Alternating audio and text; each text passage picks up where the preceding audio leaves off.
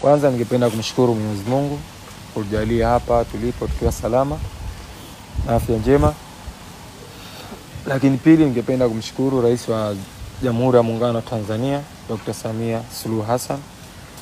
Pia nitoe shukrani zangu za dhati kwa Rais wa Serikali ya Mapinduzi ya Zanzibar Dr. Hussein Mwinyi. Pia ningependa kumshukuru mkuu wangu wa jeshi Komodoro Msingiri. Kupandishwa kwangu cheo itakuwa ni chachu ya kufanya vizuri katika sekta ya michezo na kulipambania taifa langu katika mashindano ya kimataifa. Kwa hiyo niseme tu niwashukuru wa Tanzania wote ambao walikuwa wananisupport na kuniombea dua. Mimi mpambanaji wao, nitaendelea kutumikia cheo changu hichi kipya na kuwa kiongozi kwa wenzangu na kuwa mfano wa kuigwa na kuendeleza nidhamu, sababu askari ni nidhamu. Kwa hiyo nitaendeleza nidhamu yangu ndani na nje ya nchi.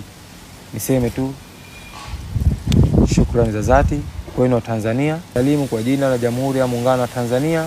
Kazi endelee. Uchumi wa blue unaanzia KMK.